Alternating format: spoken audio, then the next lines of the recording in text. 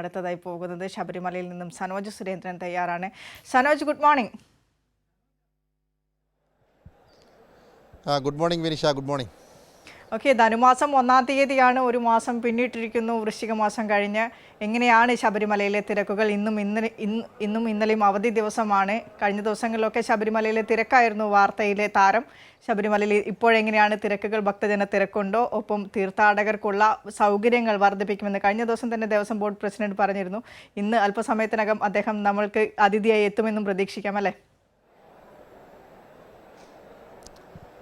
തീർച്ചയായിട്ടും ചില പ്രത്യേകതകൾ കൂടി ഇന്നത്തെ ദിവസത്തിനുണ്ട്. പ്രത്യേകിച്ച് കഴിഞ്ഞ ദിവസങ്ങളെ അപേക്ഷിച്ച് ഇന്നും സമാനമായ ഒരു സാഹചര്യം. ദർശനവരുടെ നീണ്ട നിരയുണ്ട്, വലിയ തോതിലുള്ള തിരക്കുണ്ട്. 85,000-ൽ പരം ആളുകൾ ഇന്നലെ രാത്രി പുലർച്ചെ 1 മണി മുതൽ ഇന്നലെ രാത്രി 12 മണി വരെ ദർശനത്തിനെത്തിയിട്ടുണ്ട് എന്നുള്ളതാണ് ദേവസ്വം ബോർഡ് പുറത്തുവിട്ടിട്ടുള്ള കണക്ക്. കഴിഞ്ഞ ദിവസവും സമാനമായ സാഹചര്യമായിരുന്നു. 80,000-ന് മുകളിൽ ആളുകൾ കഴിഞ്ഞ 2-3 ദിവസക്കാലമായി തുടർന്നു എന്നുള്ളതാണ് ഏറ്റവും സവിശേഷകരമായ കാര്യം.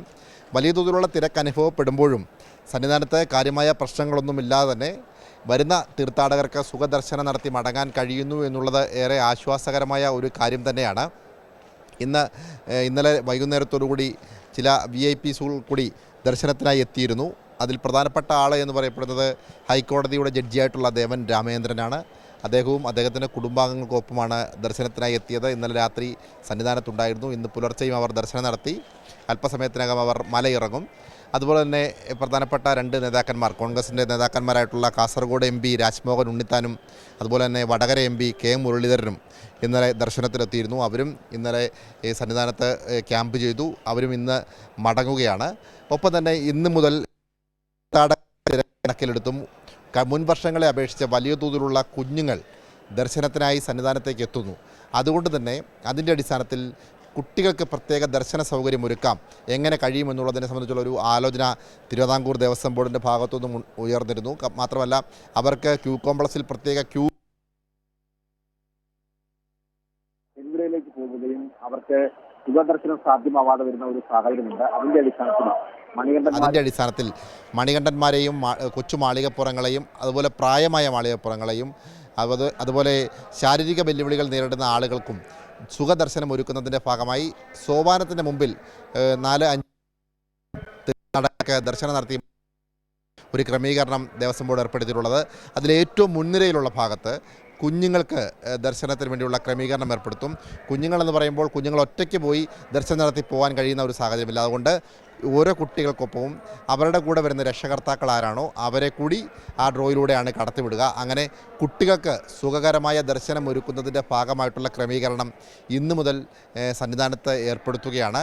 നമ്മളിപ്പോഴുള്ളത് തിരുവിതാംകൂർ ദേവസ്വം ബോർഡ് പ്രസിഡന്റിൻ്റെ ഗസ്റ്റ് ഹൗസിന് സമീപമാണ്. അദ്ദേഹം നമ്മളോടൊപ്പം തന്നെ ഇപ്പം ചേരാമെന്ന് അറിയിച്ചിരുന്നുവെങ്കിൽ ചില ആളുകൾ വന്നതിൻ്റെ അടിസ്ഥാനത്തിലും ഒപ്പം ചില തിരക്കുകൾ അദ്ദേഹത്തിനുള്ളതുകൊണ്ടും അല്പസമയത്തിനകം അദ്ദേഹം ഞാനിപ്പോൾ നിൽക്കുന്നതിന് ദൂരെയല്ല സന്നിധാനം, നമുക്ക് ദൃശ്യങ്ങളിൽ തന്നെ കാണാൻ കഴിയും.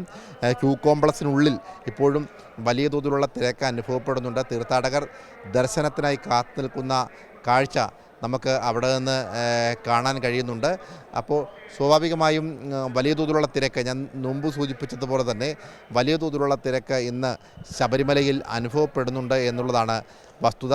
സമാനമായ സാഹചര്യം, പക്ഷേ ഇങ്ങനെ കൂട്ടത്തോടെ തീർത്ഥാടകർ എത്തിയിട്ടും കാര്യമായ പ്രശ്നങ്ങളും ബുദ്ധിമുട്ടുകളും പ്രയാസങ്ങളും ഇല്ലാതെ തന്നെ ദർശനം നടത്തി തീർത്ഥാടകർക്ക് മടങ്ങാൻ കഴിയുന്നു എന്നുള്ളതാണ് ഏറെ ആശ്വാസകരമായ കാര്യം.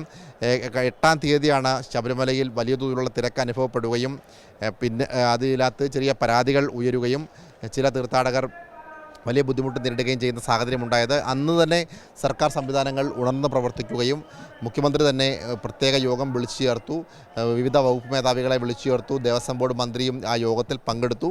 അതിനുശേഷം അവിടുത്തെ പ്രശ്നങ്ങൾ എന്താണ് എന്ന് പരിഹരിക്കുന്നതിൻ്റെ ഭാഗമായി നവകേരള സദസ്സിൻ്റെ പരിപാടിയിൽ നിന്നും ഇടവേള എടുത്തുകൊണ്ട് ദേവസ്വം മന്ത്രി K രാധാകൃഷ്ണൻ സന്നിധാനത്തെത്തി. പമ്പയിൽ നിന്നും അദ്ദേഹം കാൽനടയായി സന്നിധാനത്തെത്തി തീർത്ഥാടകരോട് പ്രശ്നങ്ങൾ ചോദിച്ചു മനസ്സിലാക്കി എവിടെയാണ് കാര്യമായ ഇടപെടൽ നടത്തേണ്ടത് എന്ന് അദ്ദേഹം ഉടനീളം ക്യാമ്പ് ചെയ്തുകൊണ്ട് കാര്യങ്ങൾ നിരീക്ഷിക്കുകയും ചെയ്തു. അങ്ങനെയുള്ള ഒരു ഏകോപനത്തിൻ്റെയും കൃത്യമായ നിരീക്ഷണത്തിൻ്റെയും അടിസ്ഥാനത്തിൽ അതിനുശേഷം ഇന്നുവരെ കാര്യമായ പ്രശ്നങ്ങളും പ്രതിസന്ധികളുമില്ലാതെ ഒരു തീർത്ഥാടന കാലം കൂടി കഴിയുകയാണ്. ഇന്ന് നമ്മളുടെ ഒരു പ്രത്യേകത ബിനിഷ ആദ്യം സൂചിപ്പിച്ചതുപോലെ തന്നെ ഇന്ന് ധനുമാസം 1-ാം തീയതിയാണ്. ശബരിമല തീർത്ഥാടന കാലം തുടങ്ങിയത് വൃശ്ചിക മാസം 1-ാം തീയതിയാണ്. ഒരു മാസം പിന്നിടുകയാണ്. ഇനിയും ശബരിമലയെ സംബന്ധിച്ച് പ്രധാനപ്പെട്ട ദിവസങ്ങളാണ് കടന്നു വരുന്നത്. അതിൽ പ്രധാനമായും മണ്ഡലപൂജയാണ്. 41 ദിവസത്തെ വ്രതാനുഷ്ഠാനത്തിനു ശേഷം കൂടുതൽ തീർത്ഥാടകർ വരും ദിവസങ്ങളിൽ സന്നിധാനത്തേക്ക് എത്തുമെന്നുള്ളത് ഒരു വസ്തുതയാണ്. കാരണം പ്രത്യേകിച്ച് നമുക്കറിയാം ക്രിസ്മസ് പരീക്ഷയൊക്കെ കഴിഞ്ഞ് കുട്ടികൾ അവധിയിലേക്ക് കടക്കുകയാണ്. ആ അവധിക്കാലത്തിൻ്റെ ആരംഭം 21-ാം തീയതിയാണ് തുടക്കം കുറിക്കുന്നത്. അതുകൊണ്ട് തന്നെ വരും ദിവസങ്ങളിൽ ഈ അവധി ദിവസങ്ങളിൽ കൂടുതൽ തീർത്ഥാടകർ കൂട്ടമായി, പ്രത്യേകിച്ച് കുട്ടികൾ ഉൾപ്പെടെയുള്ള തീർത്ഥാടകർ കൂട്ടമായി സന്നിധാനത്തേക്ക് എത്തുമെന്നുള്ളതാണ് ദേവസ്വം ബോർഡിൻ്റെയും സർക്കാരിൻ്റെയും കണക്കുകൂട്ടൽ. അതിനുവേണ്ടിയുള്ള ക്രമീകരണങ്ങളാണ് ഇപ്പോൾ സന്നിധാനത്ത് ഒരുക്കിയിട്ടുള്ളത്. വിനിഷ. സനോജ്, കുറച്ച് മുൻപത്തെ കാലത്തായിരുന്നെങ്കിൽ, കുറച്ചുകൂടെ പണ്ടത്തെ കാലത്തൊക്കെ ആയിരുന്നെങ്കിൽ, നമ്മളുടെയൊക്കെ ഒരു ചെറുപ്പകാലത്തായിരുന്നെങ്കിൽ ഇത്രത്തോളം സൗകര്യങ്ങളൊന്നും തന്നെ ഉണ്ടായിരുന്നില്ല ശബരിമലയിൽ. അതിനാൽ തന്നെ പരാതിയും വളരെ കുറവായിരുന്നു. വളരെ അധികം സമയം ക്യൂവിൽ നിന്ന് ദർശനം നടത്തിയാലും അത് ഒരു ജന്മസാഫല്യമായോ അല്ലെങ്കിൽ പുണ്യദർശനമായോ കണക്ക് കൂട്ടുന്നവരും കണ്ടവരും ഒക്കെ നിരവധി ആളുകളുണ്ടായിരുന്നു. സനോജ് ഇതുപോലെ ചെറുപ്പത്തിൽ ശബരിമല ദർശനം നടത്തിയിട്ടുണ്ടോ? ഇപ്പോൾ റിപ്പോർട്ടിങ്ങിൻ്റെ ഭാഗമായി, ജോലിയുടെ ഭാഗമായി ശബരിമല സന്നിധാനത്ത് വന്നു നിൽക്കുമ്പോൾ അന്ന് പോയതും ഇന്ന് വന്നു നിൽക്കുമ്പോഴും ഉണ്ടായ ഒരു വ്യത്യാസം, അത് പേഴ്സണൽ എക്സ്പീരിയൻസ് എങ്ങനെയാണ്? എന്നെ സംബന്ധിച്ച് എൻ്റെ അച്ഛൻ എന്നെ ചെറുപ്പകാലഘട്ടം മുതൽ തന്നെ എൻ്റെ ഒരു ഓർമ്മ വെച്ച ഒരു 5 വയസ്സ് മുതൽ സന്നിധാനത്തേക്ക് തുടർച്ചയായി വന്നിട്ടുള്ള ഒരാളാണ് ഞാൻ.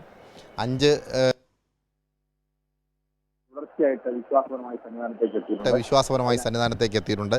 അതിൽ 5 തവണ പരമ്പരാഗത കാനനപാതയിലൂടെ എരുമേലിയും അഴുതക്കടവും കാളകെട്ടി ആശ്രമവും കല്ലിടം കുന്നും മുക്കുഴിയും ഇഞ്ചിപ്പാറ കോട്ടയും ചെറിയാനവട്ടവും കരിമലയും ഒക്കെ ഇറങ്ങി ുള്ള നല്ല ആസ്വാദകരമായ യാത്ര എന്ന് പറഞ്ഞാൽ വേറൊരു അനുഭവമാണ്. അപ്പോൾ അതിലൂടെ കടന്ന് തുടർച്ചയായ 5 പ്രാവശ്യം അങ്ങനെയും വരാൻ സാധിച്ചിട്ടുണ്ട്. അന്നൊക്കെ നമ്മൾ സന്നിധാനത്തേക്ക് എത്തുമ്പോൾ വലിയ തോതിലുള്ള ഒരു നീണ്ട നിര, ഇത്രത്തോളം സൗകര്യങ്ങളൊന്നും ഉണ്ടായിരുന്നില്ല. കല്ലും മുള്ളും നിറഞ്ഞ കഠിനമായ കാനനപാത എന്ന് വേണമെങ്കിൽ പറയാം. ചെറുപ്പത്തിലെയൊക്കെ സന്നിധാനത്തേക്ക് ദർശനത്തിനായി പോകുമ്പോൾ വീട്ടിൽ നിന്നും അമ്മയൊക്കെ കരഞ്ഞ് കണ്ണീരോടുകൂടിയാണ് യാത്രയാക്കുക. അന്നത്തെ ഒരു കാലഘട്ടം എന്ന് പറയപ്പെടുന്നത് ശബരിമലയ്ക്ക് പോയി കഴിഞ്ഞാൽ മടങ്ങി വരുമോ എന്നുള്ളൊരു ആശങ്ക വീട്ടിലെ മുതിർന്നവർക്ക് ഉണ്ടായിരുന്നു. അതുകൊണ്ട് തന്നെ അവർ കണ്ണീരോടുകൂടിയാണ് നമ്മളെ യാത്രയാക്കുക. അന്ന് വലിയ തോതിലുള്ള തിരക്ക്, 8 മണിക്കൂറൊക്കെ ക്യൂ നിൽക്കേണ്ട സാഹചര്യം വന്നിട്ടുണ്ട്. മരക്കൂട്ടം എന്ന് പറയപ്പെടുന്ന സ്ഥലമൊക്കെ അന്ന് ചെറുപ്പത്തിലെ പറഞ്ഞു കേട്ടിട്ടുണ്ട്. അപ്പം അവിടെ വലിയ തോതിലുള്ള തിരക്ക് അനുഭവപ്പെട്ട് മണിക്കൂറുകളോളം നിന്ന് അന്നത്തെ ഒരു സാഹചര്യം എന്ന് പറഞ്ഞാൽ ഇന്നത്തെ പോലെ വലിയ തോതിലുള്ള ക്രമീകരണങ്ങൾ ഉണ്ടായിരുന്നില്ല. ഓരോ വർഷം കഴിയുന്തോറും കൂടുതൽ ക്രമീകരണങ്ങൾ സർക്കാർ സംവിധാനങ്ങൾ, ദേവസ്വം ബോർഡൊക്കെ ഇവിടെ ഒരുക്കുകയാണ്. അന്ന് നമ്മൾ വരുമ്പോൾ വഴിനീളെ ഇത്തരത്തിലുള്ള കുടിവെള്ള പദ്ധതികൾ ഉണ്ടായിരുന്നില്ല. ഇപ്പം നമ്മൾ സന്നിധാനത്തു നിന്നും പമ്പയിൽ പലയിടങ്ങളിലും ശബരി തീർത്ഥം എന്ന നിലയിൽ വെള്ളം തീർത്ഥാടകർക്ക് ഓരോ 50 മീറ്ററിലും ടാപ്പുകൾ ഒരുക്കിയിട്ടുണ്ട്. അതുപോലെ തന്നെ ഔഷധ വെള്ളം എന്ന നിലയിൽ ചുക്കുവെള്ളം ുന്നുണ്ട്.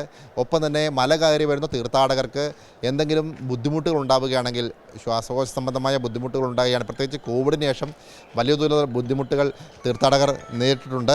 അപ്പോൾ സ്വാഭാവികമായും അങ്ങനെയുള്ള ബുദ്ധിമുട്ടുകൾ നേരിടുമ്പോൾ തീർത്ഥാടകർക്ക് ഓക്സിജൻ പാർലറുകൾ ഓരോ ഇടങ്ങളിലും ഒരുക്കിയിട്ടുണ്ട്. പിന്നെ വേദന ഉണ്ടാവുകയാണെങ്കിൽ, മല കയറുമ്പോൾ വേദന ഉണ്ടാവുകയാണെങ്കിൽ വേദന സംഹാരികൾ, ഒപ്പം തന്നെ കാലിൽ പുരട്ടാൻ വേണ്ടിയുള്ള ഓയിൽമെൻറ്റ് പോലെയുള്ള സംവിധാനങ്ങളൊക്കെ തന്നെ ഓരോ ഇടങ്ങളിലും, അപ്പാച്ചിമേട്ടിലാണെങ്കിലും നീലിമലയിലാണെങ്കിലും ശരംകുത്തിയിലാണെങ്കിലും എല്ലായിടത്തും ഒരുക്കിയിട്ടുണ്ട്.